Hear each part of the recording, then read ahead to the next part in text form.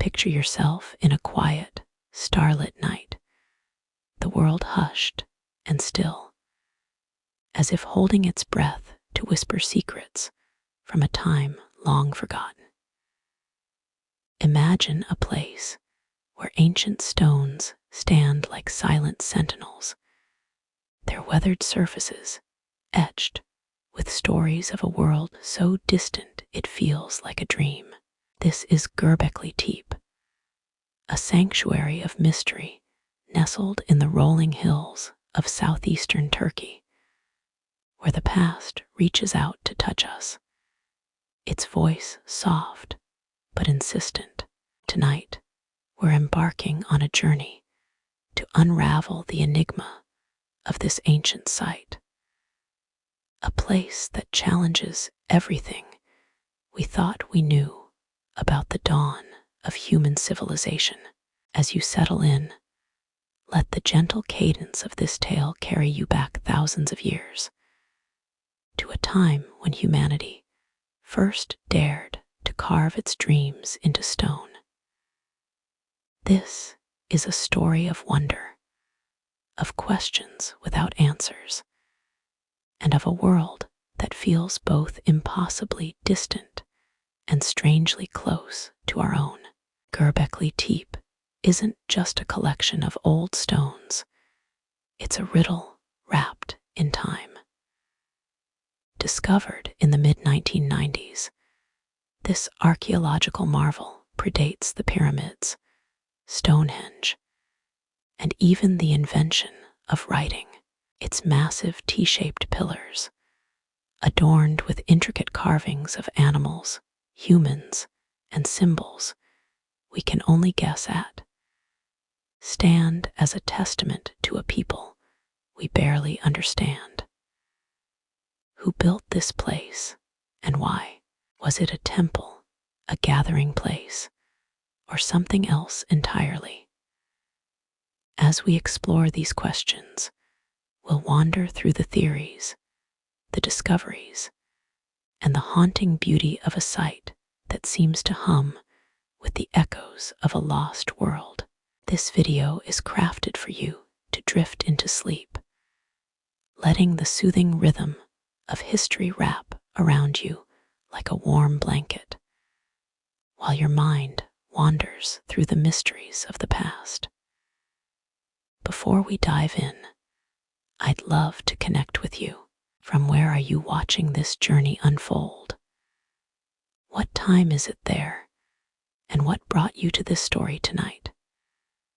Drop a comment below to share your thoughts. It's like leaving a footprint in the sands of time, joining others who are just as curious about the secrets of Göbekli Tepe. If you enjoy this deep dive into history, consider liking this video and subscribing to the channel for more tales that blend the past with the peace of the present.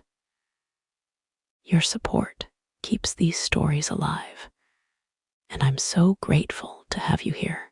Hello, my name is Sherry, and welcome to my channel. So let's begin.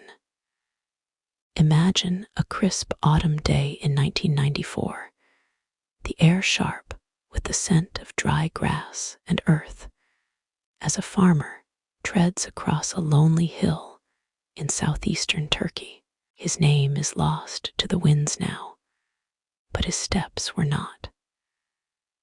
As he worked the soil near the village of Urinsik, his foot caught on something hard, unyielding, a stone, but not like the others scattered across these ancient hills. It was too smooth, too deliberate, its edges hinting at a purpose, crafted by hands long gone. He brushed away the dirt, revealing the top of a massive, T-shaped pillar, its surface gleaming under the sun as if it had been waiting patiently for millennia to be seen again. This was no ordinary find. This was Göbekli Tepe, a name that would soon echo through the halls of archaeology, shaking the foundations of what we thought we knew about the dawn of human history. The hill, known locally as Potbelly Hill, for its gentle, rounded slope, had stood unassuming for centuries, grazed by sheep and kissed by the winds of the Heron Plain. To the untrained eye, it was just another rise in a landscape carved by time. But that day, the farmer's discovery caught the attention of a local museum. And soon, a German archaeologist named Klaus Schmidt arrived to investigate. Schmidt, a man with a quiet intensity and a deep love for the ancient, must have felt his heart quicken as he knelt beside that first pillar. As he and his team began to dig, they uncovered something extraordinary, a series of massive stone circles, each formed by towering limestone pillars, some weighing up to 10 tons, arranged with a precision that spoke of skill and purpose. These were not the crude tools of a simple people. These were monuments, older than the pyramids, older than Stonehenge, older than any known structure on Earth. The scale of the find was staggering. Radiocarbon dating placed the site at around 9600 BCE, a time when humanity, we were taught, was still roving in small bands, hunting game and gathering wild plants. This was the world of the pre-pottery Neolithic, a time before metal, before writing, before the wheel. Yet here, on this quiet hill, was evidence of something far more complex, a society capable of organizing, creating, and dreaming on a scale no one had imagined possible. Schmidt called it the first temple, a place where people gathered not just to survive, but to reach for something greater. The pillars, some standing over 16 feet tall, were carved with intricate reliefs. Foxes, snakes, boars, and strange humanoid figures that seemed to watch from the stone, their eyes fixed on a world long vanished. As the excavation unfolded, the team uncovered layer upon layer of mystery. The site was not one structure, but many, with at least 20 stone circles buried beneath the earth, each one a testament to a people we could barely comprehend.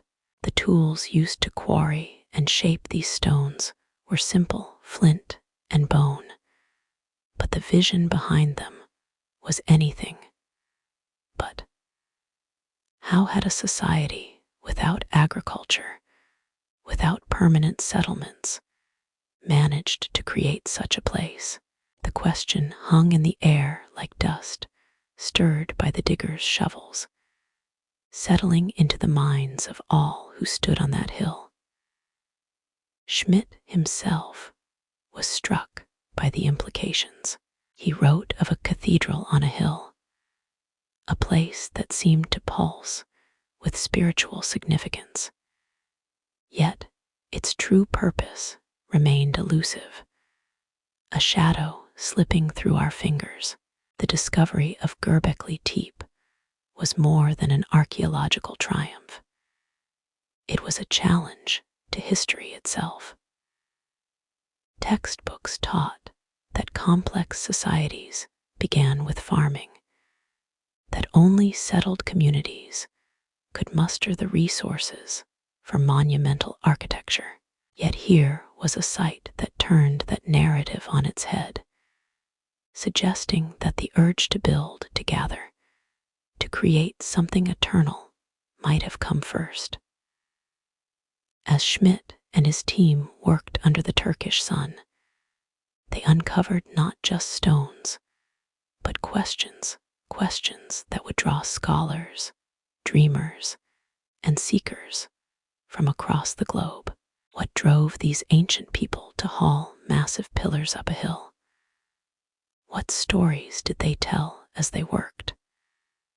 And why, after centuries of use, did they bury their creation, sealing it away from the world?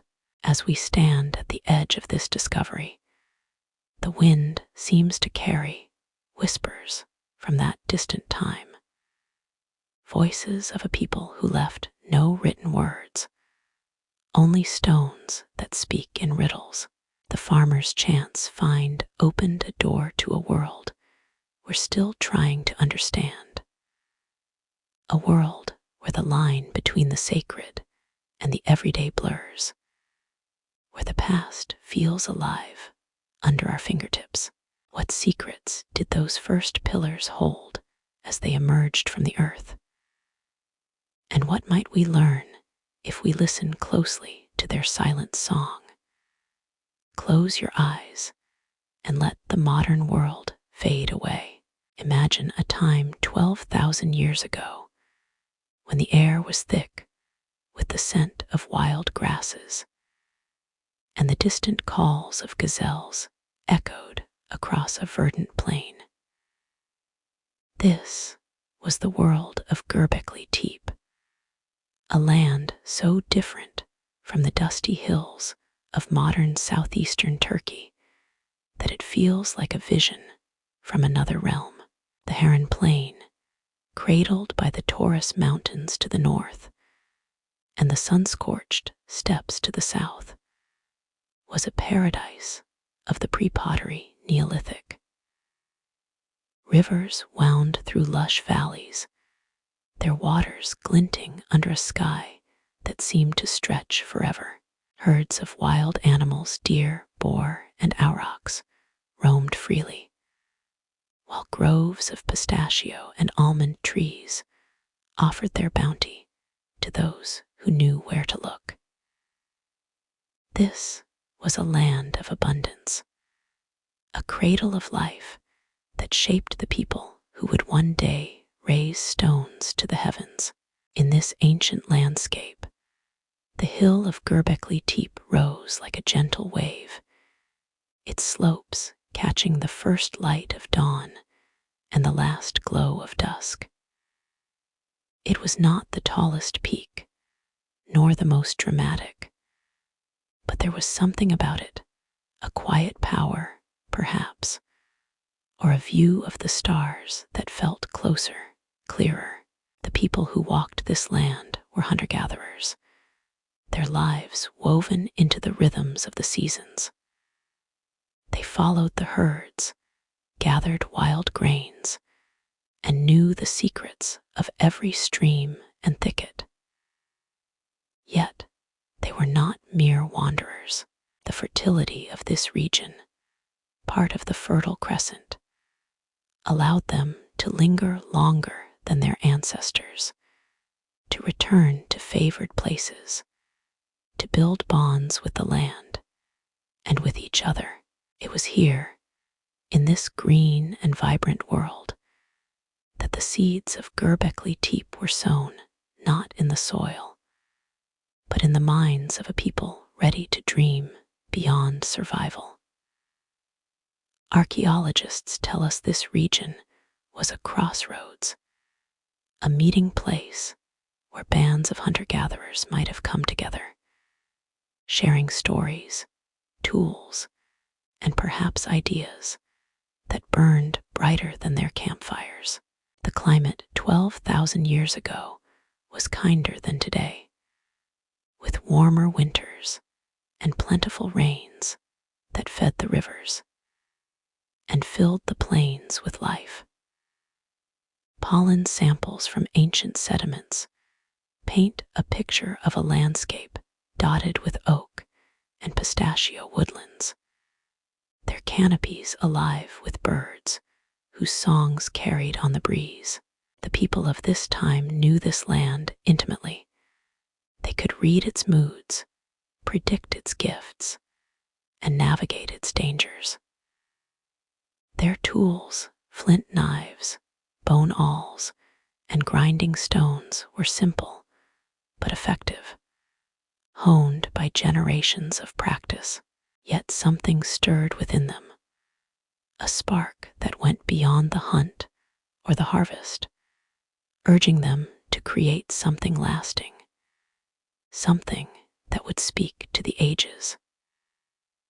Picture a group of these people standing atop the hill, their eyes tracing the horizon where the mountains met the sky. Perhaps they gathered here for rituals, for feasts, or simply to marvel at the world they called home. The hill of Göbekli Tepe, with its commanding view, would have felt like a place apart, a threshold between the earth and the divine. Did they see it as sacred, a place where the spirits of the land whispered? Or was it a stage for their stories, where they could stand together and feel the weight of their shared existence? The stones they would later carve and raise suggest a deep connection to this place, a bond that went beyond the practical needs of food and shelter. The landscape itself seems to have been a partner in their creation, its beauty and abundance inspiring a vision that would reshape their world. The Fertile Crescent was not just a backdrop, it was a catalyst. Its riches allowed these people to stay longer, to experiment, to imagine. Unlike the nomadic bands of earlier millennia, who moved constantly to follow scarce resources, these hunter-gatherers could afford to pause. They could gather in larger numbers, share knowledge, and perhaps dream of a future where their mark on the land would endure. Göbekli Tepe, perched on its hill, was born from this moment of possibility, when the land's generosity met the human spirit's ambition. The pillars that would rise here were not just stones. They were a conversation with the earth itself, a way of saying, "We were here, and this is what we saw." But this lush world was not eternal. As we'll see, the climate would shift, the rains would falter, and the plains would grow drier. The people who built Göbekli Tepe lived at the edge of a great change, their creation a fleeting monument to a time of plenty. What drove them to pour their energy into this place, to carve their dreams into stone? Was it gratitude for the land's gifts, or a plea to the forces they believed shaped their world? As the stars wheeled above the hill, casting their light on the untouched slopes, the first steps toward Göbekli Tepe were taken, steps that would echo through millennia, calling us to listen. Step softly now into a world where stone becomes a storyteller, where the silent pillars of Göbekli Tepe whisper tales of a people whose voices have long since faded. As the sun dips below the horizon, casting long shadows across the hill, imagine standing before one of the massive T-shaped monoliths that define this ancient place.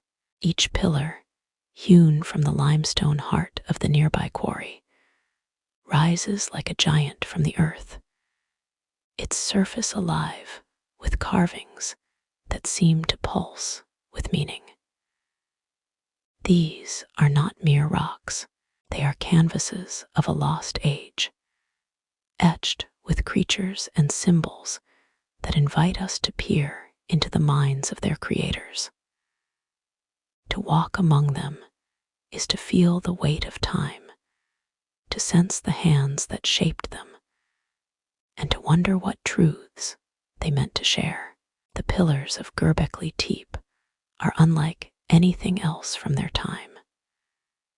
Some stand over 16 feet tall, weighing as much as 10 tons, their T-shape giving them an almost human presence, as if they are standing watch over the centuries. The craftsmanship is astonishing for a people we once thought simple.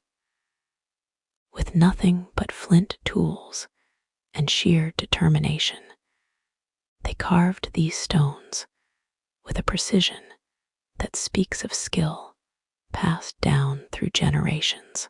But it's the carvings themselves that draw the eye and stir the soul.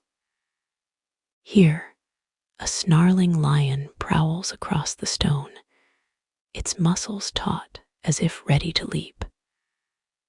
There, a delicate bird perches, its wings spread as if caught mid-flight. Snakes coil, scorpions creep, and foxes gaze with knowing eyes. Each image so vivid it feels alive under the touch of moonlight. What did these creatures mean to the people who carved them? Were they totems, spirits, or guardians of the sacred hill? Some archaeologists suggest the animals represent clans or tribes, each group claiming a symbol to mark their presence at this gathering place. Others see them as part of a mythology, stories of creation or survival etched into the stone to be remembered through the ages. Among the animals, there are human-like figures, stylized, faceless, their arms bent in gestures that feel both familiar and alien. One pillar, found in enclosure D, bears a figure with a belt and a fox-pelt loincloth, its posture regal yet enigmatic. Who was this? A shaman, a deity, a hero from a tale told around flickering fires. The stones offer no answers, only questions that linger like mist over the plain. The artistry of Göbekli Tepe is not just in the carvings, but in their arrangement.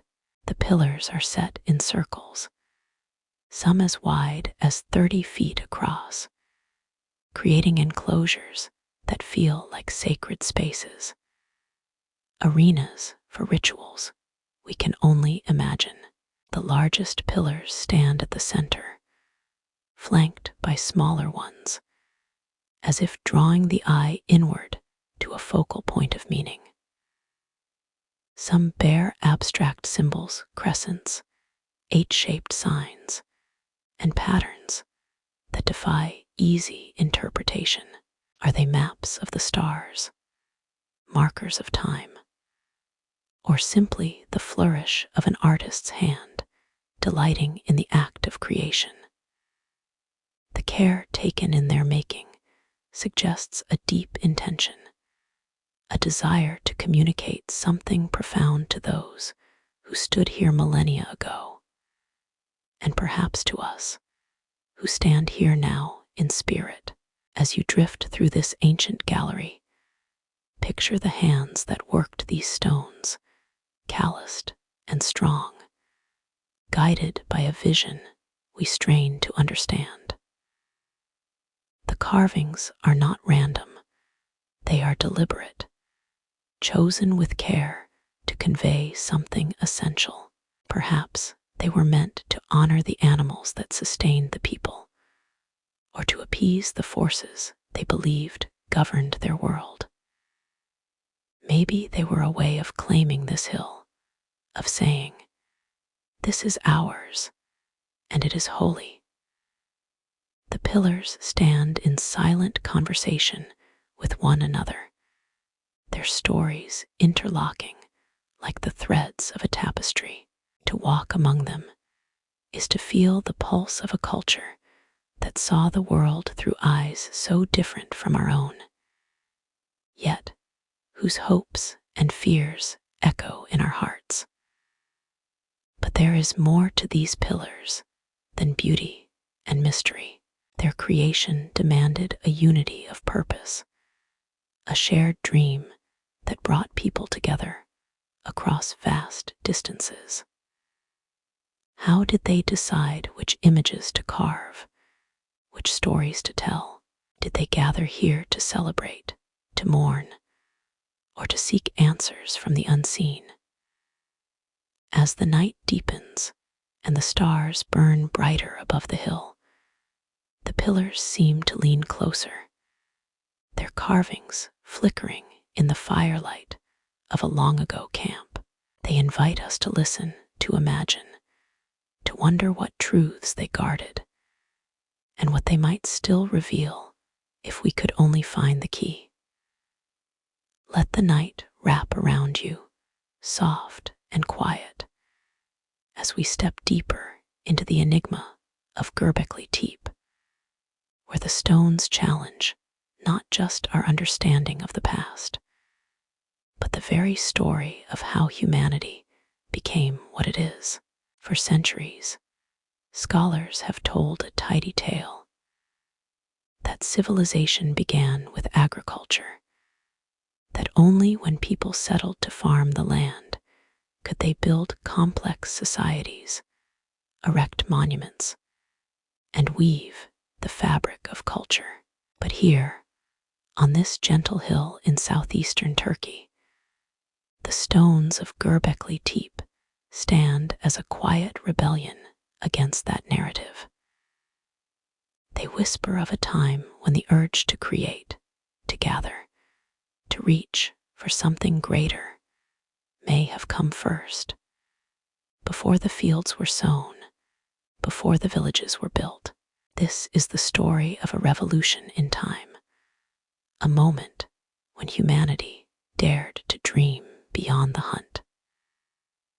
Picture the world of 9600 BCE, a world of roving bands, their lives tethered to the rhythms of the wild. These were hunter-gatherers, we're told, people who lived lightly on the land, moving with the seasons, their days filled with the practical demands of survival. Yet Göbekli Tepe tells a different story. Its massive pillars, its intricate carvings, its very existence required a level of organization, cooperation, and vision that we once thought impossible for such a time. To raise these stones, dozens, perhaps hundreds of people would have needed to come together, to share a purpose, to labor for something beyond the immediate needs of food and shelter. This was not the work of a fleeting camp, but of a people bound by a shared dream, a vision that drew them to this hill again and again. The traditional story of civilization begins with the domestication of plants and animals, a slow process that took root in the Fertile Crescent around 10,000 BCE. Farming, we were taught, allowed people to settle, to store surplus food, to free some from the daily grind of survival to become artisans, priests, or builders. Only then, the story goes, could monuments like temples or stone circles rise. But Göbekli Tepe predates the widespread adoption of agriculture in this region. The bones found at the site gazelle, aurochs, wild boar speak of a people still reliant on hunting, not herding. The grains they ate were wild, not cultivated. Yet here they were, building a place of staggering complexity, a site that suggests not the result of a settled society, but perhaps its cause. Klaus Schmidt, the archaeologist who first brought Göbekli Tepe to the world's attention, proposed a radical idea that this site was not a product of civilization, but its catalyst. What if, he asked, the desire to gather at this sacred place, to build these stone circles, to share in rituals or stories, drew people together in numbers never seen before? What if Göbekli Tepe was the spark that ignited the shift to settled life? Imagine bands of hunter-gatherers, drawn from across the plains, converging on this hill for reasons we can only guess, perhaps to honor their ancestors, to celebrate the stars, or to seek the favor of unseen forces. As they gathered, they shared knowledge, tools, and ideas. They learned to work together, to coordinate their efforts, to feed and house larger groups. Over time, the need to stay close to this place, to sustain its rituals, may have pushed them to experiment with planting seeds, taming animals, building homes. This idea, often called the temple before village theory, turns the old narrative upside down. It suggests that the spiritual or social impulse came first, that the act of building Göbekli Tepe created the conditions for agriculture, not the other way around. The site's enclosures, with their towering pillars and intricate carvings, required a level of cooperation that would have forged bonds among disparate groups. Feasts, suggested by the animal bones and traces of wild grains found at the site, would have brought people together, creating a sense of community, of shared purpose. The labor of quarrying, carving, and raising the stones would have demanded new skills, new ways of organizing time and resources. In this way, Göbekli Tepe may have been a crucible, a place where the seeds of civilization were sown, not in the soil, but in the hearts of those who gathered here. Yet this theory is not without its skeptics. Some argue that the site could only have been built by a society already on the cusp of settlement, with the resources to spare for such a monumental task. Others point to nearby sites, like Nevali Sari, where early signs of domestication appear around the same time, suggesting that Göbekli Tepe was part of a broader shift, not its sole driver. The truth, as always, lies in the shadows, elusive and tantalizing. What we know is that this place, with its silent stones, forces us to rethink the story of our beginnings.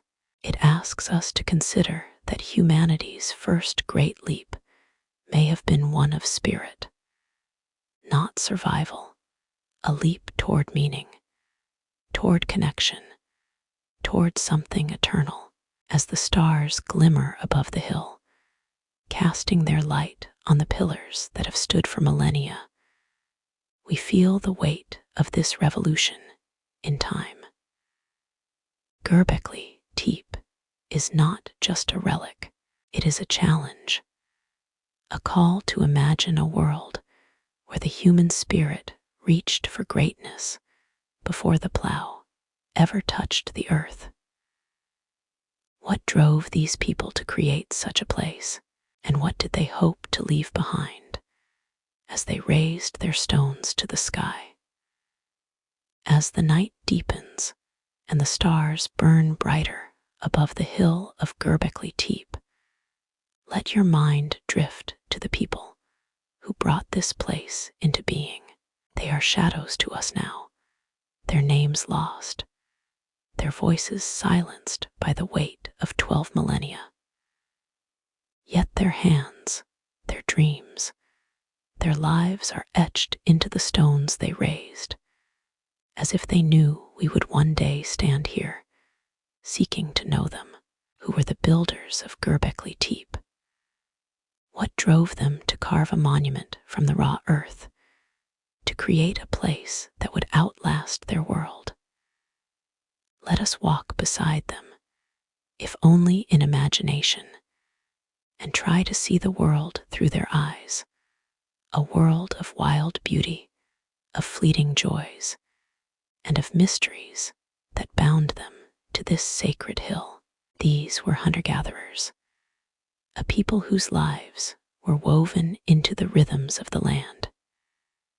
Picture them moving across the Fertile Crescent, their footsteps light on the grassy plains, their eyes sharp for the tracks of gazelle or the glint of a wild barley stalk. They wore tunics of woven fibers or animal hides, their tools crafted from flint and bone, each piece shaped with a care that spoke of deep knowledge. Their days were filled with the hunt, the gathering of nuts and fruits, the kindling of fires under the vast sky. But they were not mere wanderers, driven only by survival. The stones of Göbekli Tepe tell us they were more thinkers, dreamers, builders who saw beyond the horizon of their daily needs. Archaeological traces offer glimpses of their lives.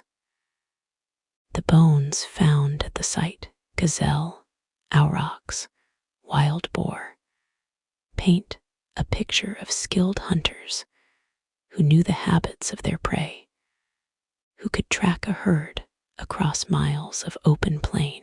Grinding stones and traces of wild grains suggest they harvested the land's bounty, perhaps lingering longer in places like this, where food was plentiful.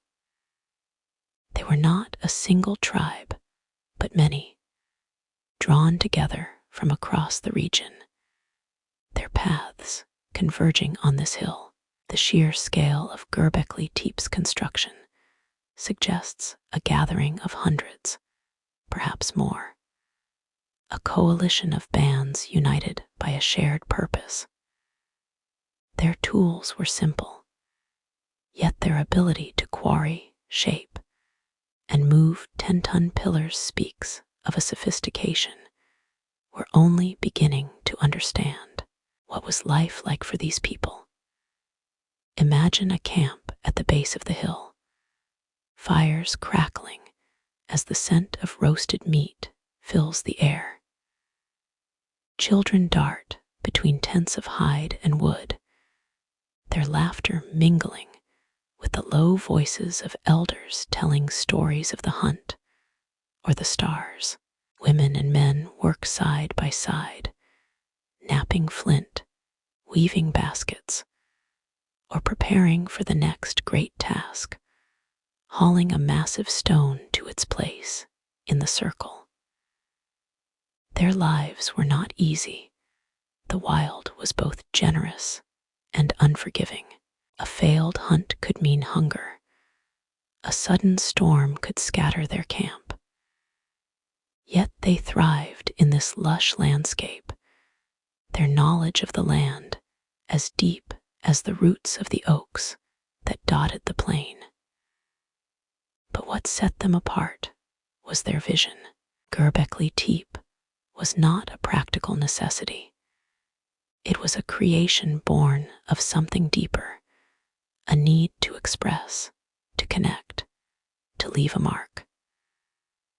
Were they driven by faith, by a belief in spirits that dwelled in the animals carved on their pillars? Did they gather here to honor their dead, to celebrate life, or to seek answers from the cosmos? The carvings, lions, snakes, human-like figures, suggest a world rich with meaning, where the boundaries between the physical and the spiritual were fluid. Perhaps they saw the hill as a bridge to the divine, a place where they could speak to the forces that shaped their lives. Or perhaps it was a place of unity, where rival bands set aside differences to build something greater than themselves. Their society, though mobile, was not without structure. The labor of Göbekli Tepe required leaders, elders, shamans, or visionaries who could inspire and organize. Someone decided where each pillar would stand, which animals would be carved, how the enclosures would be built.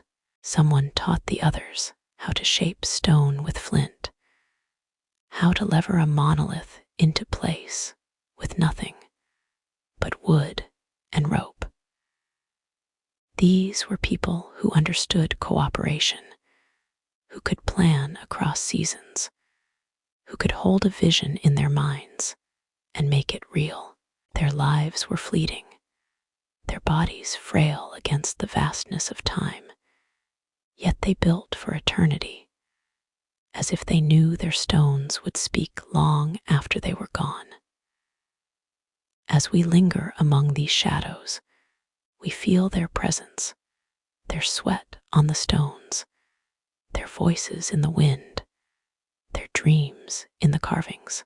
They were not so different from us, these builders of the past.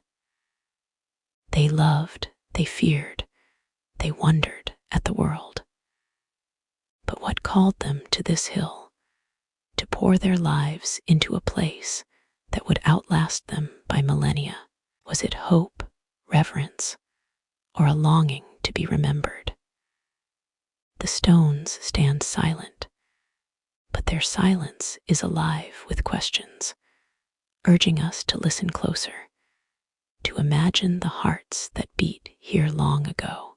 As the night settles over the hill of Göbekli Tepe, the stones seem to glow faintly under the starlight, their shapes looming like guardians of a forgotten truth.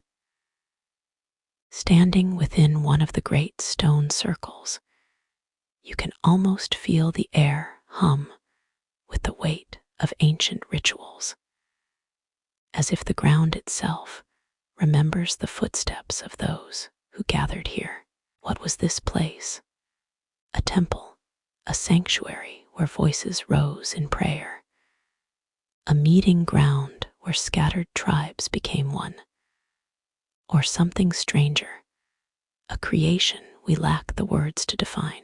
The question of Göbekli Tepe's purpose lies at the heart of its mystery, a riddle that pulls us deeper into the minds of its builders. Let us walk these enclosures, tracing the clues they left behind, and ponder what this place meant to a people who poured their souls into its making. The idea that Göbekli Tepe was a temple has long held sway, and it's easy to see why. The site's grandeur, its towering T-shaped pillars arranged in circles, evokes the sacred spaces of later civilizations, places where humans sought to touch the divine.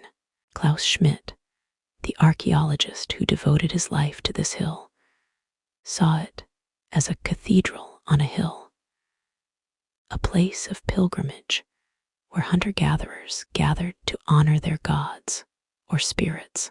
The carvings, lions, snakes, and humanoid figures suggest a spiritual world rich with meaning.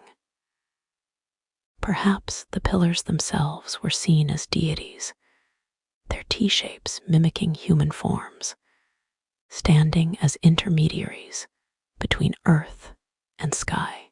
The enclosures, with their central pillars towering over the rest, feel like arenas for ritual, spaces where ceremonies unfolded under the watchful eyes of the carved creatures.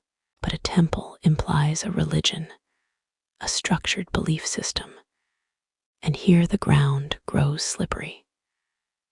The people of Göbekli Tepe left no texts, no altars, no clear signs of sacrifice or worship as we understand it. The animal bones found at the site, piles of gazelle and aurochs, remains hint at great feasts. But were these offerings to a deity or celebrations of community? Some scholars argue the site was a place of social gathering, a hub where far-flung bands met to trade, to marry, to share stories and skills. The carvings, they suggest, might be totems of different groups, each pillar a marker of identity, a way of saying, "We are here."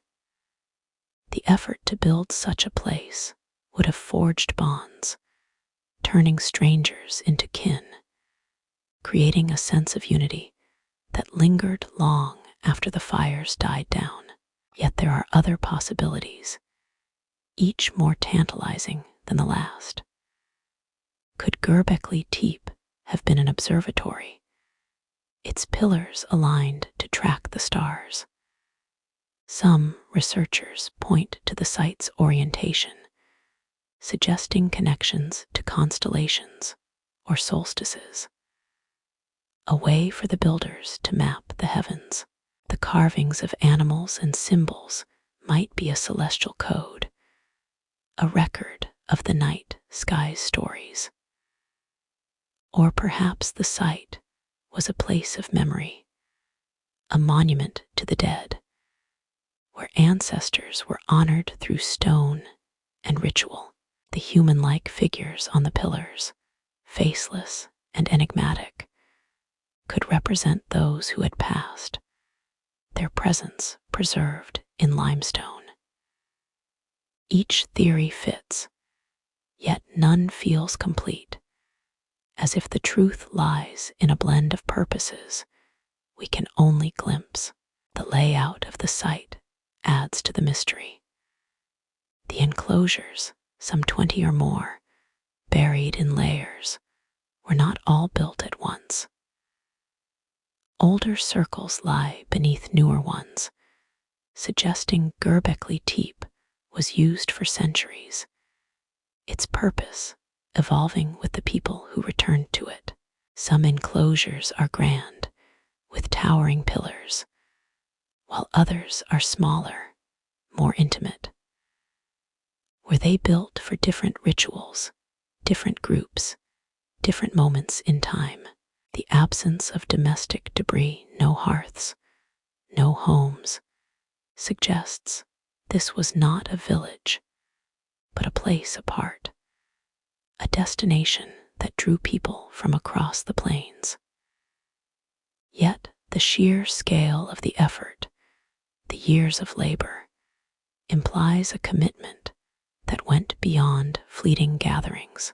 This was a place that mattered deeply, a cornerstone of their world. As we wander these stone circles, the question lingers: what did the builders feel as they stood here?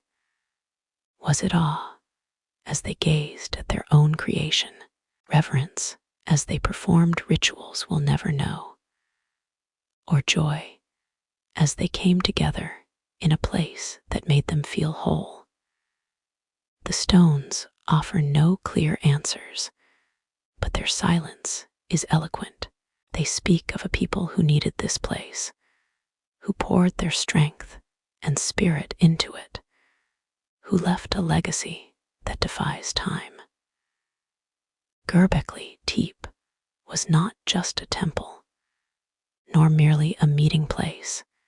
It was a dream made solid, a testament to human longing in a world on the cusp of change.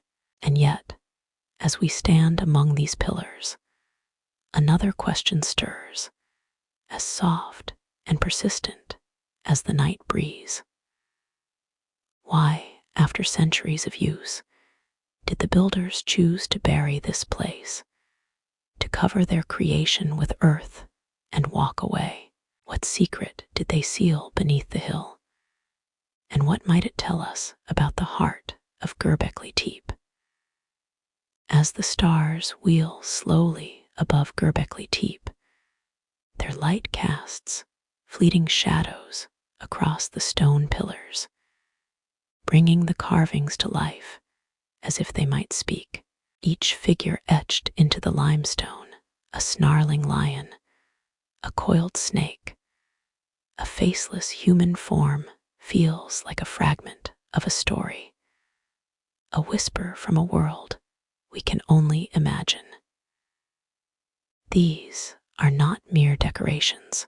They are the language of a people who lived 12,000 years ago, a people without writing, yet with a need to say something eternal. To stand before these carvings is to stand at the edge of their minds, peering into a cosmos of belief, fear, and wonder. What did these symbols mean to the builders of Göbekli Tepe? And why do they still pull at our hearts, urging us to listen across the gulf of millennia? The carvings are as varied as they are vivid, each pillar a canvas that tells a different tale. On one, a fox leaps with a grace that feels almost alive, its eyes sharp and knowing, as if it sees beyond the stone. On another, a scorpion crouches, its pincers raised in a gesture both menacing and protective. Birds soar, their wings carved with delicate precision, while boars and aurochs charge across the limestone, their forms heavy with power. Among them are stranger shapes, abstract patterns, crescents, and H-shaped symbols that defy easy explanation. Some pillars bear human-like figures, their arms bent, their features smoothed away by time or intention. One, found in enclosure D, wears a belt adorned with a curious symbol, its posture regal yet distant, as if guarding a secret only the builders knew. These images were not carved lightly. Each required hours of labor, the slow scrape of flint against stone, the careful hands of artisans who knew their craft.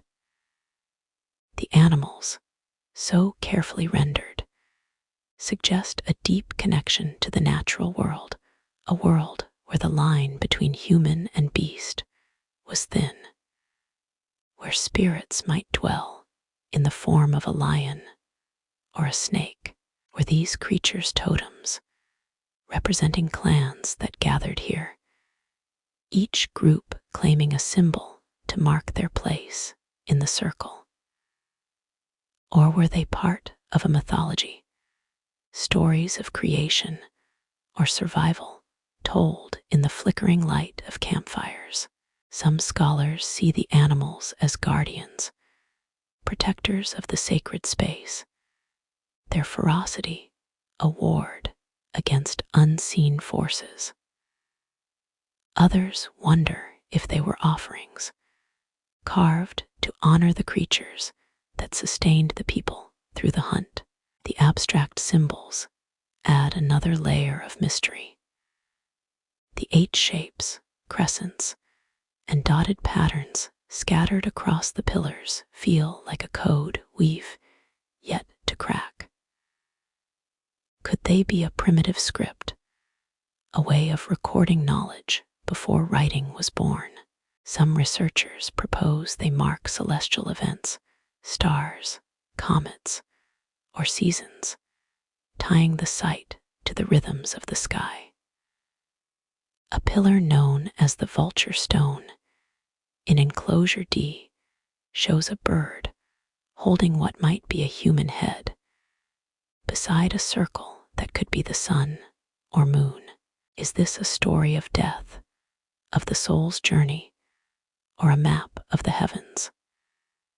The symbols resist our efforts to pin them down, their meanings shifting like shadows in the wind. The human-like figures are perhaps the most haunting. Faceless, stylized, they stand apart from the animals, their forms both familiar and alien. Some wear belts or loincloths, suggesting a sense of identity, perhaps even rank. Are they deities watching over the enclosures, ancestors preserved in stone to guide the living? Or do they represent the builders themselves, a way of claiming this place as their own? The care taken in their carvings speaks of reverence, of a need to capture something essential. These figures, like the animals, seem to bridge the earthly and the divine, as if the builders saw no clear divide between the world they walked and the one they dreamed. As we trace these carvings with our minds, we feel the weight of their creation. Each stroke of flint was a choice, each image a message meant to endure. The builders knew their work would outlast them, that their stories would stand under the same stars that shone on their children's children. But what were they trying to say? Were they singing of their triumphs, their fears, their hopes? Or were they speaking to something greater, to forces they believed shaped the earth and sky? The carvings are a window into their souls, yet the glass is clouded, the view tantalizingly incomplete. And so we linger here, surrounded by these silent storytellers, each symbol a thread in a tapestry we long to understand. The carvings of Göbekli Tepe are more than art.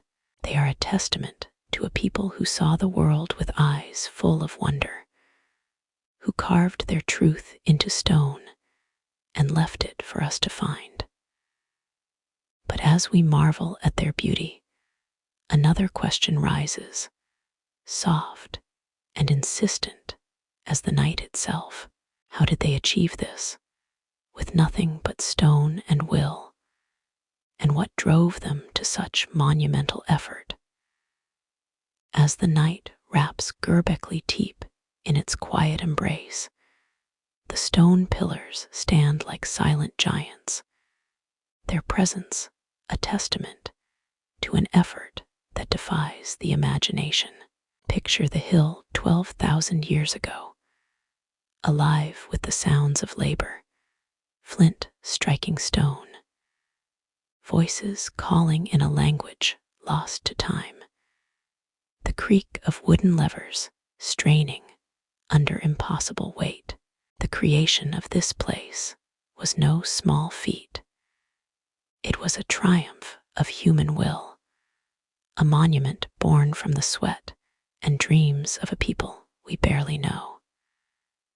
How did they do it, these hunter-gatherers of the pre-pottery Neolithic, with no metal tools, no wheels, no beasts of burden?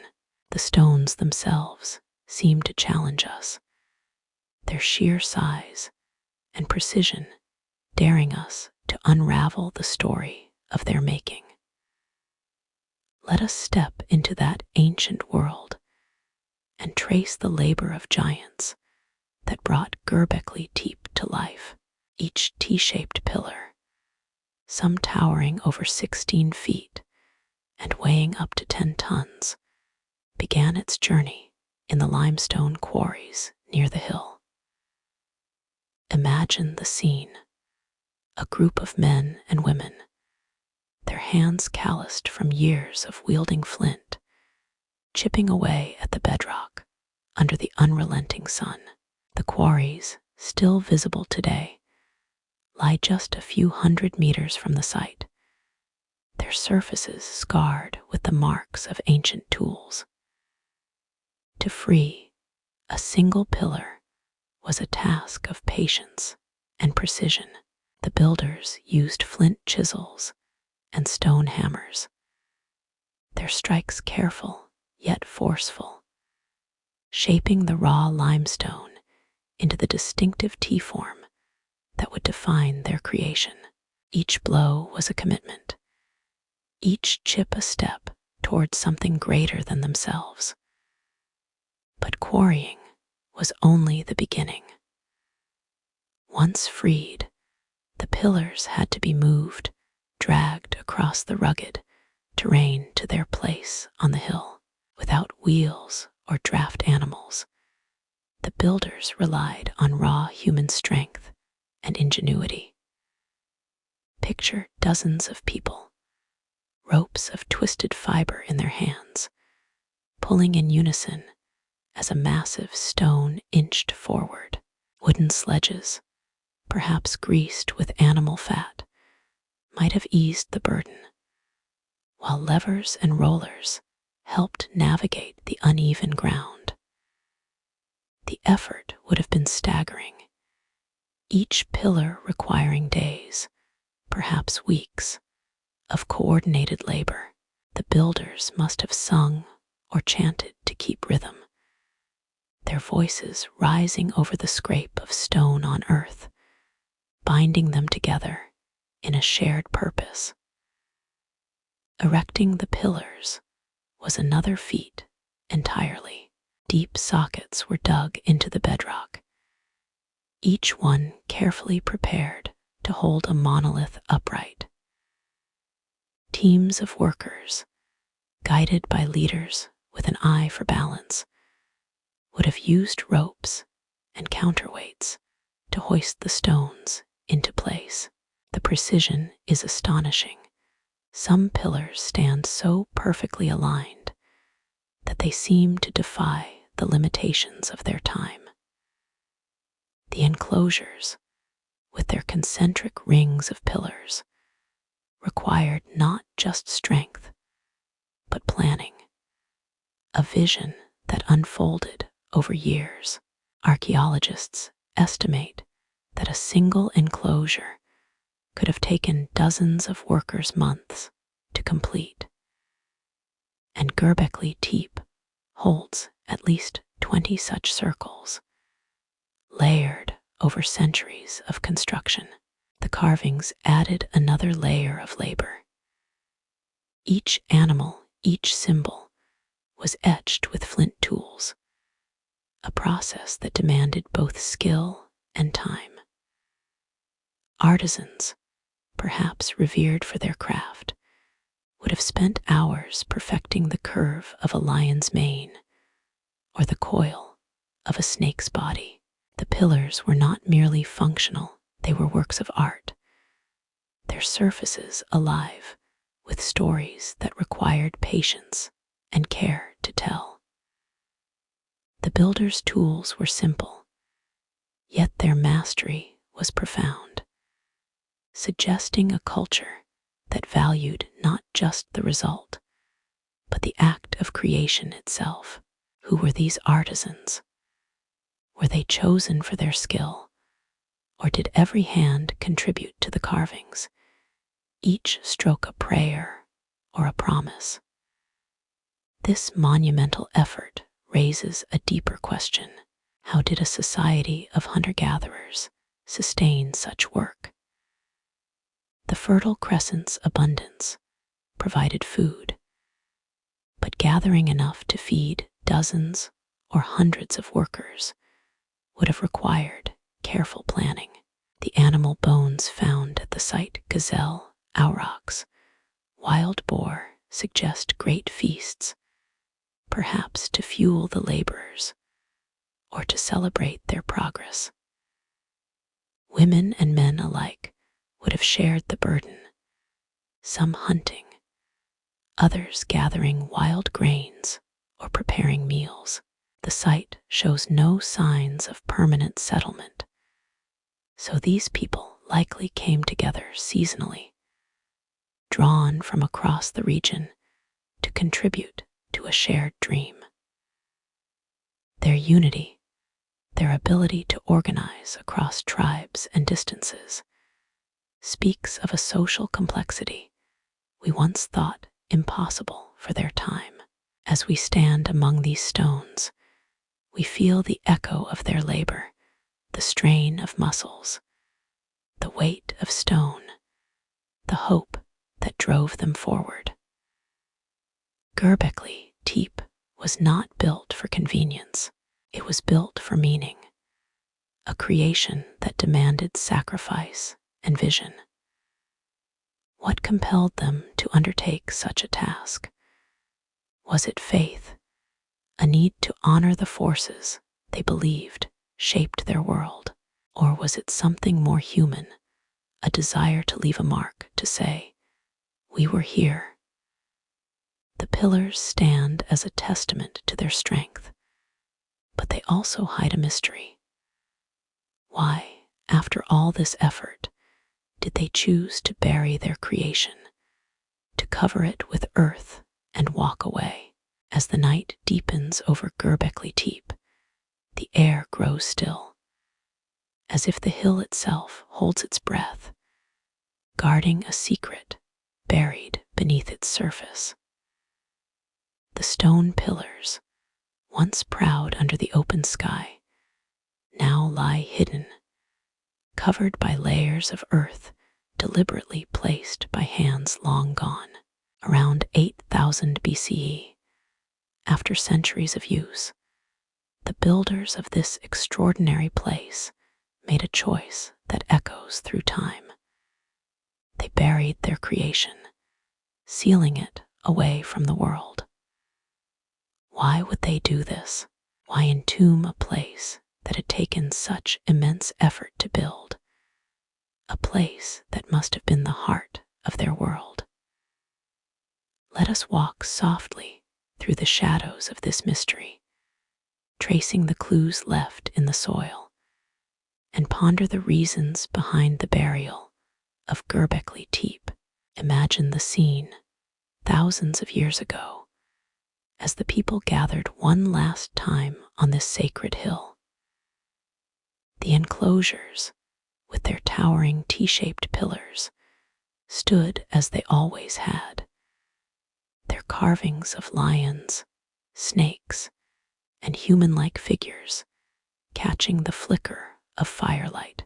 Perhaps the air was heavy with the scent of burning herbs, or the sound of chants rose into the night. But this was no ordinary gathering. Men and women, young and old, worked together, carrying baskets of earth, piling it over the stones they had once raised with such care.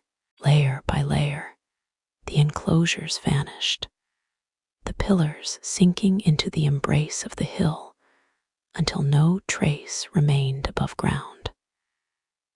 It was not an act of destruction, but of preservation, a deliberate sealing of their creation, as if to protect it or to hide it. Archaeologists uncovered this burial when they first excavated Göbekli Tepe in the 1990s, finding the enclosures remarkably intact, the pillars untouched by erosion or plunder. The earth that covered them was not the slow accumulation of time, but a purposeful act, the soil carefully packed around the stones. This was no small task. Burying just one enclosure would have required as much effort as building it, with hundreds of people moving tons of earth over weeks or months. The scale of the effort suggests a communal decision, a shared resolve to close this chapter of their history. But what drove them to such an act? The answer lies in the shadows of their world, in the beliefs and changes that shaped their final moments here. One theory suggests the burial was a ritual act, a way of sanctifying the site or marking the end of its sacred purpose. Perhaps Göbekli Tepe was tied to a specific cycle of time, a phase of spiritual life that had reached its conclusion. The builders may have believed that covering the stones would preserve their power, locking their spirit within the hill for future generations, or for the gods they honored. In later cultures, sacred places were often sealed or hidden to protect their sanctity, and Göbekli Tepe's burial might reflect a similar impulse. The care taken in the process, with no damage to the pillars, supports this idea, a reverent farewell to a place that had shaped their lives. Another possibility points to a changing world. Around 8000 BCE, the climate of the Fertile Crescent was shifting, the lush plains growing drier as the rains became less reliable. The abundance that had drawn people to this hill may have begun to fade, forcing the builders to adapt or move on. Did they bury Göbekli Tepe to protect it from a future they could no longer sustain? A future where the gatherings and feasts could no longer be held? Or was it an act of closure, a way of saying goodbye to a way of life as they turned toward new horizons, perhaps the first steps toward agriculture and settled villages? The burial might have been a way to honor the past while embracing a new path. The stones left to sleep beneath the earth as the people moved into an uncertain future. Yet, there are darker possibilities. Some speculate that the burial was a defense, a way to hide Göbekli Tepe from outsiders or invaders. As populations grew and resources dwindled, competition between groups may have intensified. Did the builders fear their sacred place would be desecrated, its pillars toppled, or its meaning lost? By covering it, they ensured it remained theirs, untouched by those who might not understand its power. Or perhaps the burial was an act of erasure, a way to end a practice or belief that no longer served them, as new ideas or leaders rose to prominence. Each theory carries a piece of truth, yet none feels complete, as if the real reason lies just beyond our reach. As we stand on this now uncovered hill, the buried past feels alive beneath our feet. The stones, freed from their earthen tomb, speak of a people who loved this place enough to hide it, who believed in its power enough to seal it away. Their act of burial was not an end, but a transformation, a way of giving Göbekli Tepe to the future. But as we marvel at their choice, another mystery calls to us, soft and persistent. Did the builders look to the stars as they worked, their pillars aligned with the heavens, mapping a cosmos we're only beginning to understand? As the night cloaks Göbekli Tepe in its velvet embrace, the stars burn with a clarity that feels eternal, their light falling on the same stones that stood beneath them 12,000 years ago.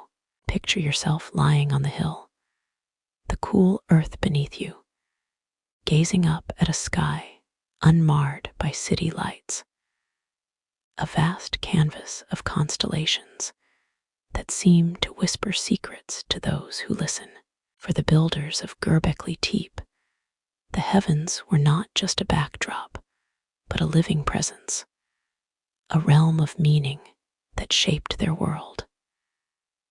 Could this ancient site, with its towering pillars and enigmatic carvings, have been a map of the stars, a place where earth and sky met in a dance of stone and light. Let us lift our eyes to the cosmos and explore the possibility that Göbekli Tepe was an observatory of the soul, its stones aligned with the rhythms of the heavens. The idea that Göbekli Tepe might be linked to the stars is not mere fancy.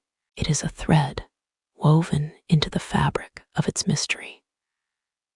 The site's enclosures, with their carefully placed T-shaped pillars, seem to point beyond the horizon, their arrangement suggesting a deliberate orientation.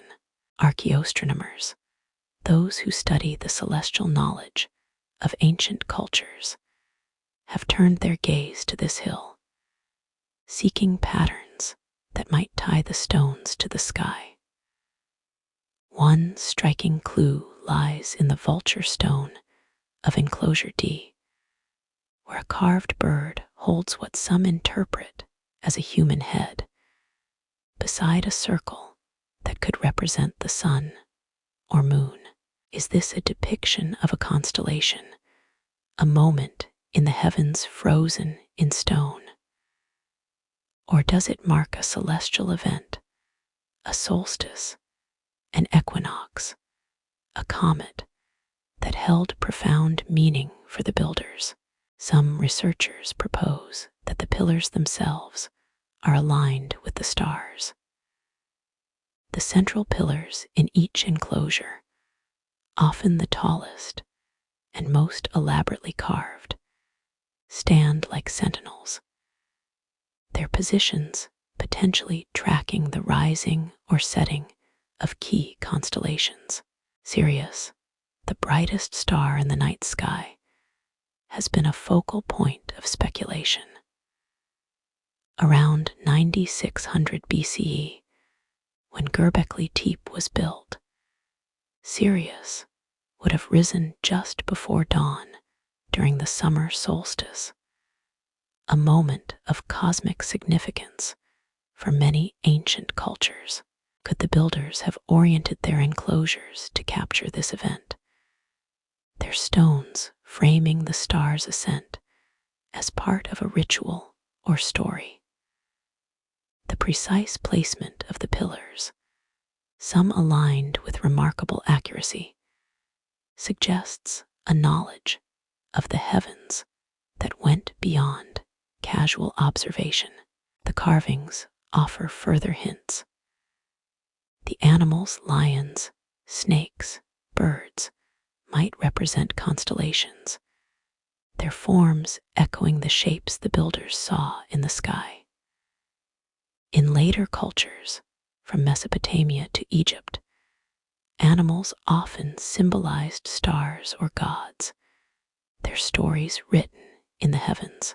At Göbekli Tepe, the prominence of certain creatures, like the vulture or the fox, could reflect their place in a celestial narrative. The abstract symbols, crescents, H-shapes, and dotted patterns might also be stellar markers, recording the paths of planets or the cycles of the moon. One theory suggests the site was a calendar, its enclosures marking the seasons or years, helping the builders track time in a world without writing. Such knowledge would have been vital for hunter-gatherers, guiding them to the best times for hunting or gathering. But the stars were more than a practical guide. They were a source of wonder, a realm where the builders might have sought answers to life's great mysteries. Picture a gathering on this hill, the night alive with the hum of voices, as elders pointed to the sky, weaving tales of gods or ancestors who dwelled among the constellations. The pillars, with their human-like forms, could have been seen as intermediaries, connecting the earthbound to the divine. Perhaps the enclosures were stages for rituals tied to the stars, ceremonies to honor the solstice, to mark the return of a comet, or to seek guidance from the heavens. The effort to build such a place, to align it with the cosmos, speaks of a people who saw themselves as part of a larger story, one written in light across the night sky. Yet the stellar theory is not without its challenges. The site's age makes precise alignments difficult to verify, as the sky has shifted over millennia due to the slow wobble of Earth's axis. Some argue the carvings are more symbolic than literal, their meanings rooted in mythology rather than astronomy. Others point out that the enclosures face different directions, complicating the idea of a unified celestial plan. Still, the possibility lingers, as persistent as the stars themselves. The builder's world was one where the sky was a living presence, its patterns a guide to both the practical and the sacred. Göbekli Tepe, with its stones reaching upward, feels like a conversation with the cosmos, a way of saying, "We see you, and we are here." As we lie beneath this ancient sky, the pillars around us seem to hum with the memory of those who watched the same stars.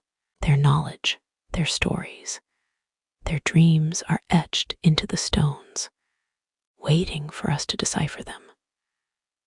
But another question rises, soft as a breeze across the hill.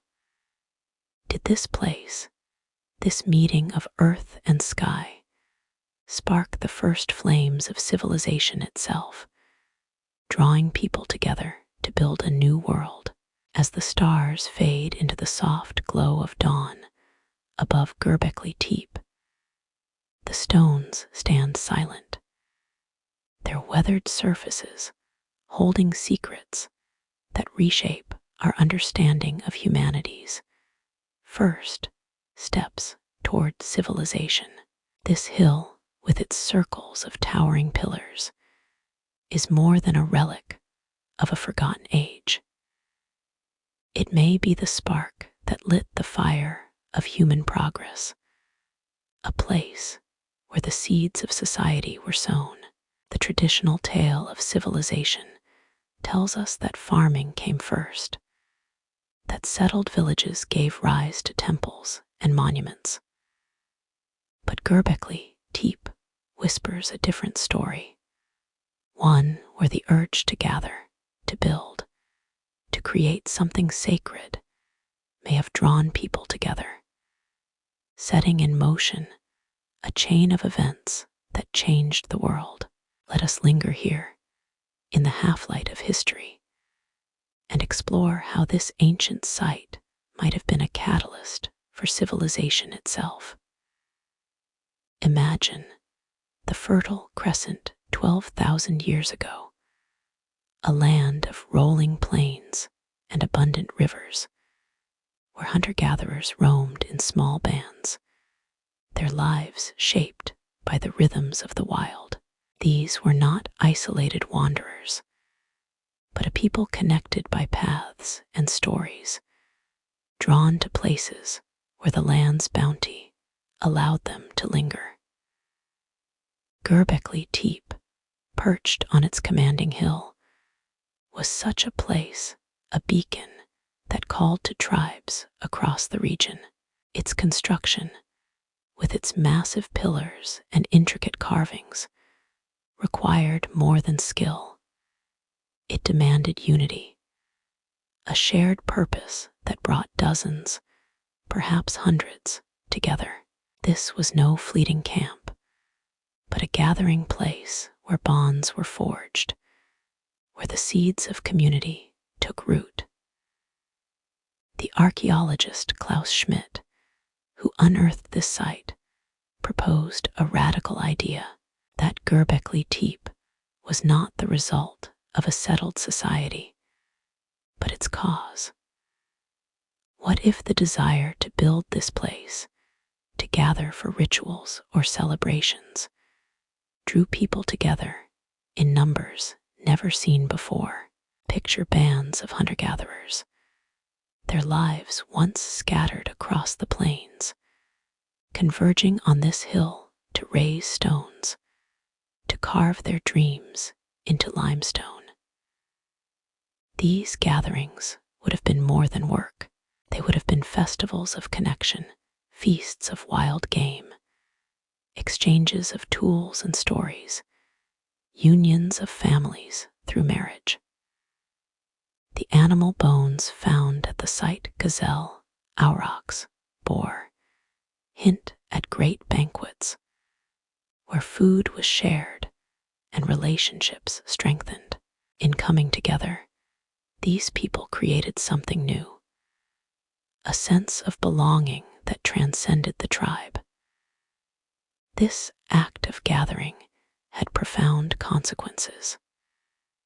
To sustain such gatherings, the builders needed food in abundance, more than the hunt alone could provide. The Fertile Crescent's wild grains, einkorn, emmer, barley, were plentiful, but harvesting them for large groups would have required new ways of thinking. Perhaps, as they returned to Göbekli Tepe season after season, some began to experiment, scattering seeds near the hill, tending wild plants to ensure a future harvest. This was not yet farming as we know it, but the first tentative steps toward cultivation. The need to stay close to this sacred place, to maintain its rituals and its stones, may have nudged these people toward a more settled life. Villages, like those that later appeared at nearby sites such as Nevali Sari, could have grown from these roots, their foundations laid in the shadow of Göbekli Tepe's pillars. The labor itself was a crucible for change. Building the enclosures required organization, leaders to plan, artisans to carve, workers to haul stones. This was not the work of a single tribe, but of many, their efforts coordinated across distances and seasons. Such cooperation would have fostered new skills: how to manage resources, how to divide tasks, how to resolve conflicts. The carvings, with their animals and symbols, suggest a shared culture, a language of images that united disparate groups. Göbekli Tepe became a stage where the human spirit tested its potential, where the idea of a society bound by purpose, not just survival, began to take shape. The pillars, standing like sentinels, were not just monuments, they were milestones in the journey toward civilization. Yet this theory, bold as it is, stirs debate. Some argue that Göbekli Tepe could only have been built by a society already transitioning to settlement, with the resources to spare for such a monumental task. Nearby sites show early signs of domestication around the same time, suggesting that agriculture and monument building grew hand in hand, not one before the other. Others wonder if the site's purpose, spiritual, social, or cosmic, mattered more than its effect, a place of meaning rather than a driver of change.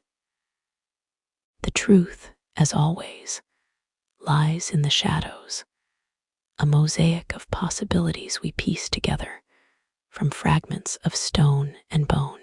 As the first light of dawn touches the pillars, we feel the weight of this moment in time. Göbekli Tepe was not just a place, it was a turning point, a gathering of human dreams that reshaped the world. The builders, with their flint tools and boundless vision, created more than a monument. They created a legacy that echoes in every city, every society that followed. But as we marvel at their achievement, a quieter question lingers. What secrets do these stones still hold? And what mysteries remain buried in their silent embrace? As the dawn's first light creeps over the hill of Göbekli Tepe, the stones stand in quiet majesty, their surfaces catching the soft glow of morning. They are silent now, these ancient pillars, but their silence is not empty. It is heavy with the weight of questions unanswered, of stories half told. For all that we have learned about this place, for all the years of digging and dreaming, Göbekli Tepe remains a mystery. Its secrets locked within the limestone, its builders' voices lost to the winds of time. To walk among these enclosures is to feel the pull of the unknown, to sense the presence of a people who left us their masterpiece, but not their meaning. Let us linger in this silence, embracing the gaps in our knowledge, and reflect on the haunting allure of a place that speaks without words. The stones of Göbekli Tepe are generous with their beauty, but stingy with their truths. We know they were raised 12,000 years ago by hunter-gatherers, their T-shaped forms carved with animals and symbols that hint at a world rich with meaning. We know the effort was monumental, a labor of countless hands united by a shared vision. We know the site was buried, sealed beneath the earth around 8,000 BCE, as if to guard its sanctity or hide its power. Yet, for every discovery, a dozen questions rise to take its place. Who were these people, and what drove them to create such a place? Was it a temple, a meeting ground, a map of the stars, or something we lack the language to name?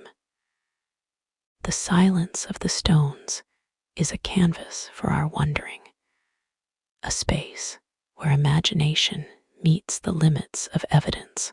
Consider the carvings, lions, snakes, human-like figures that adorn the pillars.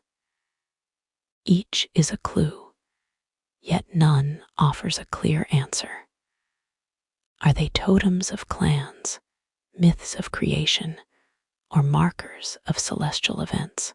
The vulture stone, with its bird and possible human head, might tell of death or the cosmos, but its story remains just out of reach. The abstract symbols, crescents, H shapes, dotted patterns feel like a code, but we have no key. Were they meant for the builders alone, or did they hope future eyes would understand? The absence of writing, of any clear record, leaves us to piece together their world from fragments, like a tapestry torn apart by time. This silence is not a failure. It is an invitation to listen more deeply, to let the stones guide our thoughts. The burial of Göbekli Tepe adds another layer to this quiet mystery. Why cover a place so lovingly built? Was it a ritual act, a way to sanctify the site for eternity, a response to a changing world as the climate grew drier and the people moved on, or a shield against outsiders who might not honor its purpose? The care taken in the burial, with pillars left intact, suggests a reverence that endures in the stone's preservation. Yet the act itself is a kind of silence, a closing of the book before we could read its final pages. We wonder what ceremonies marked that final act, what words were spoken as the earth rose over the enclosures, sealing them away. This silence extends to the builders themselves. We imagine them, men and women, young and old, their lives shaped by the hunt and the seasons. But we cannot know their names, their joys, their fears. Their tools of flint and bone, their feasts of wild game, their gatherings under the stars offer glimpses, but they remain shadows. Were they led by shamans, by visionaries who saw the divine in the hill? Did they laugh as they worked, or sing, or fall silent in awe of their own creation? Their absence is palpable, yet their presence lingers in every carved line, every upright stone. They built for eternity, and in doing so, they left us a mirror to our own longing for meaning. The silence of Göbekli Tepe is its power. It does not demand answers, it invites questions, urging us to sit with the unknown. In a world that craves certainty, this place reminds us that mystery is a gift, a space where the human spirit can wander. The stones do not speak, yet they tell a story of a people who reached beyond survival, who created something that would outlast them by millennia. Their silence is a challenge to imagine, to dream, to feel the weight of their lives in our own. As the morning light bathes the pillars, we stand at the edge of their world, wondering what more they might have said if time had not claimed their voices. But the story of Göbekli Tepe does not end with its builders. Its discovery in our time has sent ripples through the present, reshaping how we see ourselves and our past. What does this ancient place, with its silent stones, mean to us today? And how does it echo in the world we inhabit now? As the morning light softens over Göbekli Tepe, the stones stand as they have for millennia, their silent presence a bridge between the ancient and the modern. The hill, once hidden beneath layers of earth, now breathes under the open sky, its secrets laid bare by the shovels of archaeologists and the curiosity of a world eager to listen. The discovery of this place in 1994 did more than unearth a forgotten monument. It sent ripples through our understanding of who we are, challenging the stories we tell about our origins. Göbekli Tepe is not just a relic of the past, it is a mirror, reflecting our own wonder, our own questions, and our timeless need to connect with something greater. Let us stand on this hill today and explore how its ancient stones echo in our modern world, reshaping our sense of human possibility. When Klaus Schmidt and his team first brushed the soil from the T-shaped pillars, they uncovered a truth that shook the foundations of history. For centuries, we believed civilization began with agriculture, that only settled societies could muster the resources to build monuments. But Göbekli Tepe, with its intricate carvings and massive stones, was created by hunter-gatherers, a people we once thought too simple for such feats. This revelation forces us to rethink the human spirit, to see our ancestors not as mere survivors, but as visionaries who dreamed beyond their time. In boardrooms and classrooms, in museums and living rooms, Göbekli Tepe sparks conversations about what it means to be human, about the drive to create, to gather, to leave a mark that outlasts us. The site's discovery has also stirred our imagination, weaving its way into the stories we tell today. Writers and filmmakers draw on its mystery, crafting tales of ancient wisdom, lost civilizations, or cosmic connections. On platforms like X, voices from around the world share their awe, their theories, their dreams of what Göbekli Tepe might mean. Some see it as evidence of a forgotten golden age, others as a testament to human resilience. Its carvings, lions, snakes, faceless figures appear in art, in jewelry, in tattoos, as modern hands reach for the same symbols that captivated the builders. The site has become a touchstone, a way for us to feel close to a past that feels both distant and intimate, as if the stones still speak to our deepest longings. But Göbekli Tepe's echo is not just cultural, it is deeply personal. For those who visit the site, whether in person or through stories like this, it evokes a sense of wonder that transcends time. Picture a traveler standing among the enclosures, the wind carrying the scent of dust and time, their fingers tracing the carvings as they imagine the hands that made them.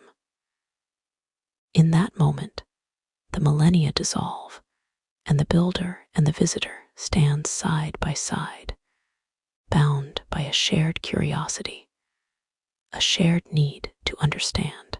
The site reminds us that our questions about purpose, about meaning, about our place in the cosmos are not new.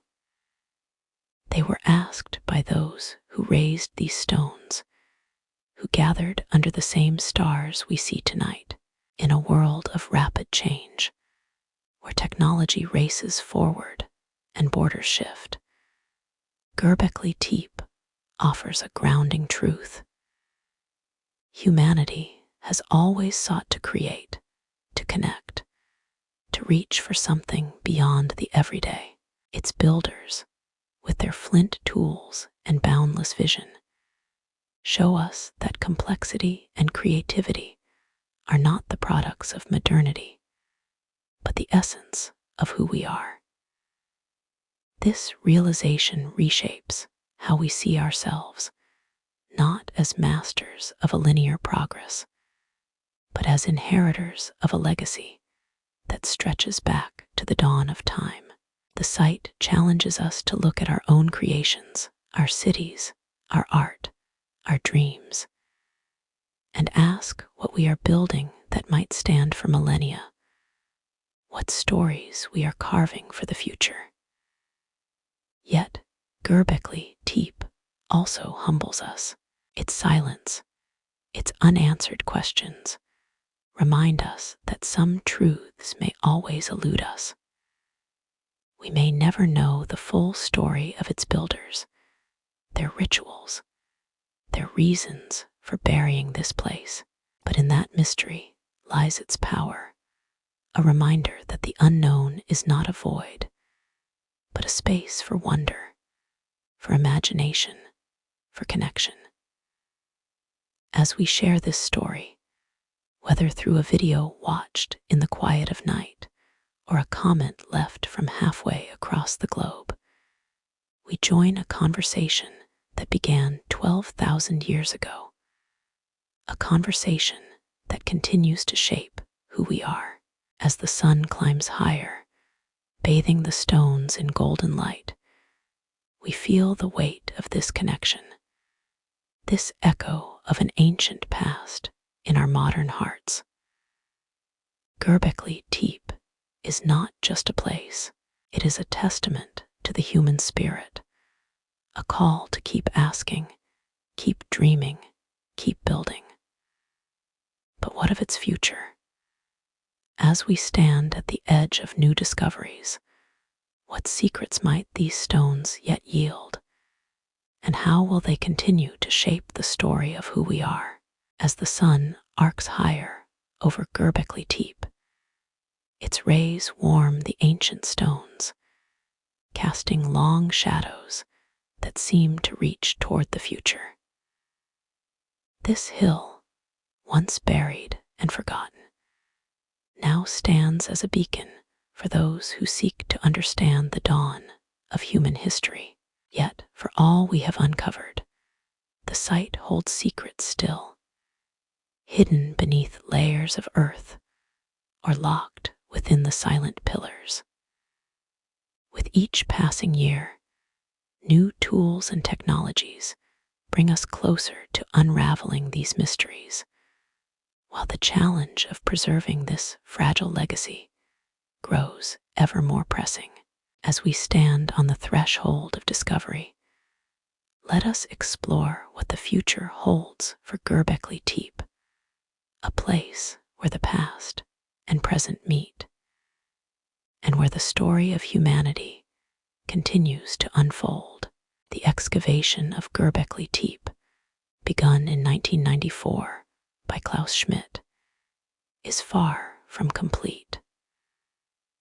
Only a fraction of the site, perhaps 5%, has been unearthed, with at least 20 enclosures still buried beneath the hill.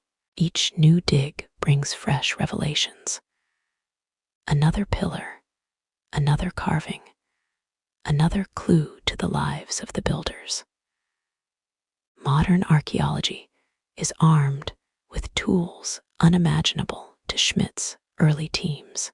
Ground-penetrating radar maps the subsurface, revealing the outlines of hidden structures without disturbing the earth.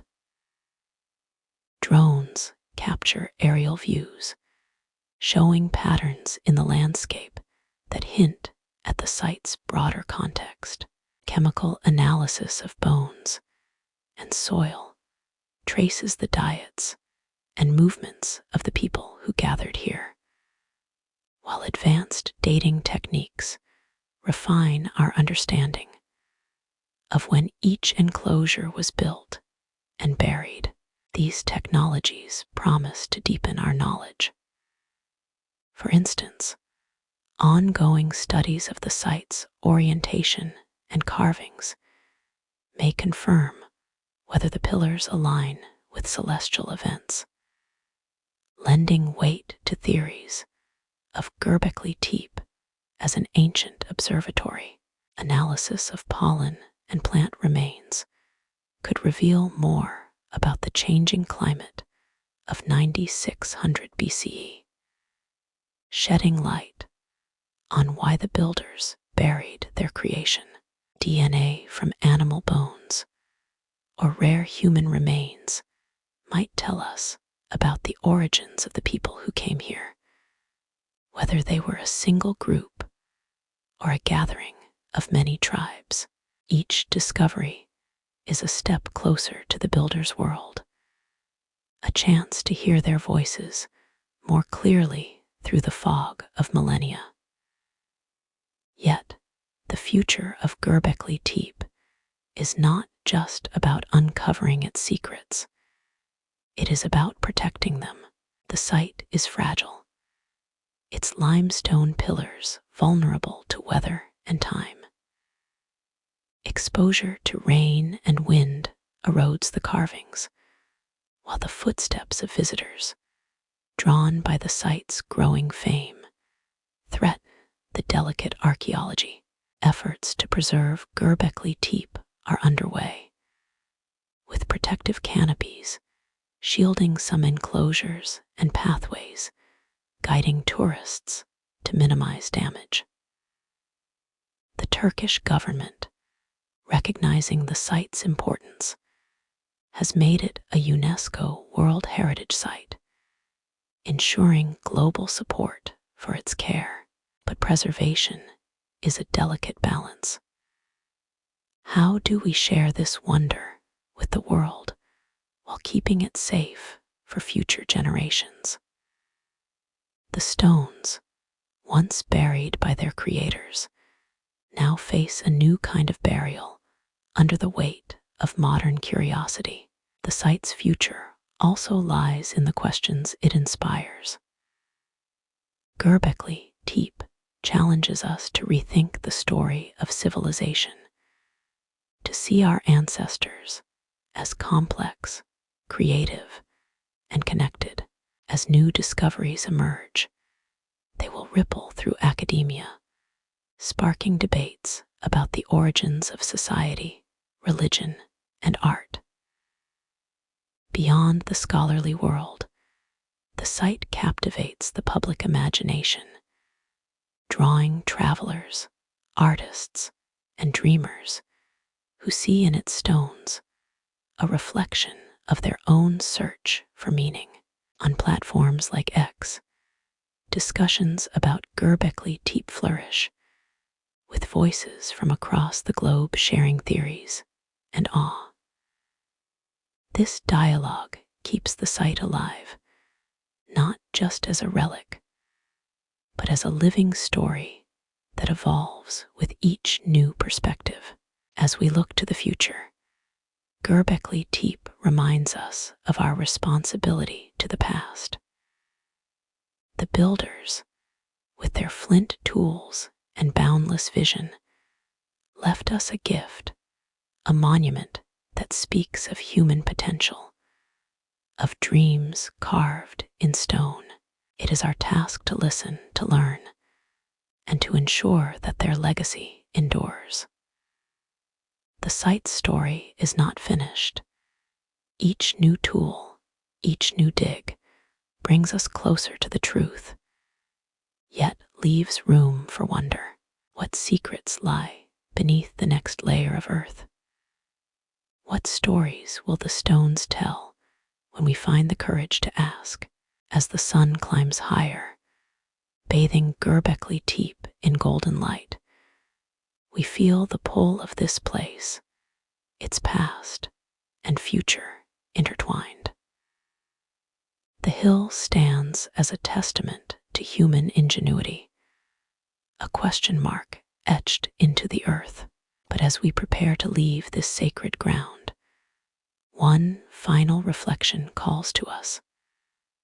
What does Göbekli Tepe ask of us? And how will its mysteries carry us forward into the night?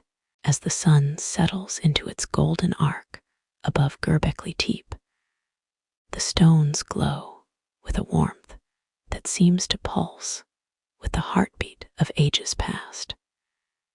Here, on this quiet hill in southeastern Turkey, we have wandered through a story that stretches across 12,000 years, a tale of hunter-gatherers who dared to dream in stone, who raised pillars to the sky and carved their world into limestone.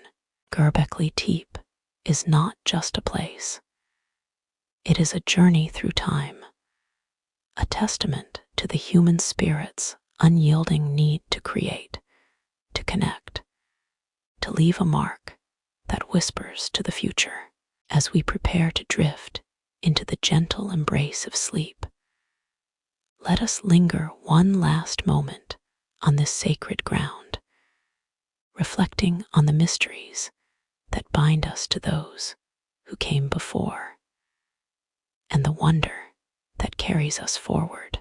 This journey began with a farmer's chance discovery in 1994, a single stone that opened a door to a world we thought we knew. We walked the lush plains of the Fertile Crescent, where rivers sang and wild grains bowed under the breeze, shaping a people who saw this hill as more than earth. We stood among the T-shaped pillars, their carvings of lions, snakes, and faceless figures, alive with stories we strained to hear. We marveled at the labor that raised these stones, the hands that worked flint and rope to build something eternal. We pondered the site's purpose, a temple, a gathering place, a map of the stars, and felt the weight of its burial, an act of reverence or closure that sealed it beneath the earth. Through each step, Göbekli Tepe has challenged us to rethink the dawn of civilization, to see our ancestors not as simple survivors, but as architects of dreams. The mystery of this place is its heart.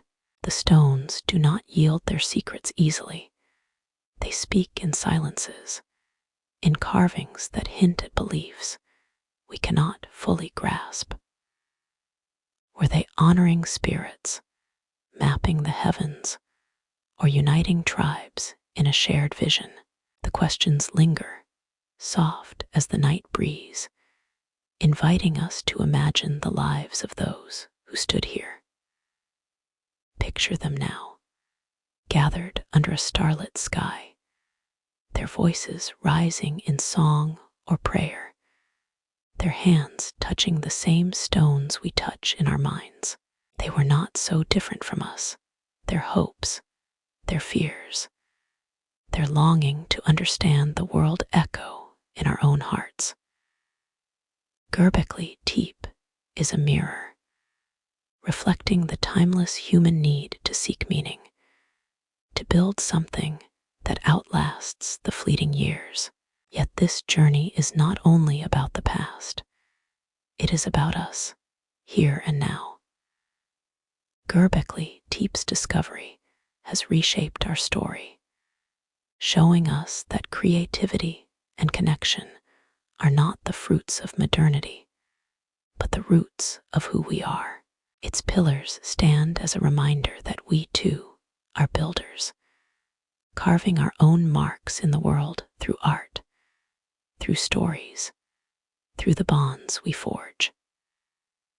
As we share this tale, whether in the quiet of a sleepless night or in the comments that connect us across continents, we join the builders in their eternal conversation. From where you listen now, under what stars or in what hour, you are part of this story, your curiosity a thread in the tapestry they began. The future of Göbekli Tepe stretches before us, its secrets waiting beneath the earth, in the carvings yet to be studied, in the questions yet to be asked. New tools will uncover more, perhaps the alignment of a pillar with a long-forgotten star, or a trace of the builders' lives in a fragment of bone. But the true gift of this place is its mystery, its ability to keep us wondering, to keep us dreaming. As you drift toward sleep, let the stones of Göbekli Tepe cradle you, their silence a lullaby that carries you across millennia. Let their story remind you that the human spirit is boundless, that even in the dawn of time, we reached for the eternal. And so we leave this hill, not with answers, but with a quiet awe that lingers like the memory of a dream. Göbekli Tepe stands, as it always has, a sentinel of the past, a beacon for the future. What will you carry from this journey? What questions will you hold as you slip into the night? And what dreams will you build under the stars that still shine above this ancient place? As the story of Göbekli Tepe fades into the quiet of the night, I hope its mysteries have wrapped you in a sense of wonder, carrying you gently toward dreams of ancient stones and starlit skies. If this journey through time has touched your heart, please take a moment to like this video. It's a small gesture that helps share this tale with others who long to explore the past. Subscribe to the channel and hit the notification bell so you never miss another story that blends history with the peace of the night. Your support keeps these tales alive, and I'm so grateful to have you here. I'd love to hear from you. Where are you watching from? And what time is it there? What did Göbekli Tepe's story stir in you tonight? Drop a comment below to share your thoughts, your questions, or your own dreams of the ancient world. Let's keep this conversation going, connecting across time and space, just as the builders did millennia ago. Until our next journey, sleep well, and may the mysteries of the past guide you into a restful night.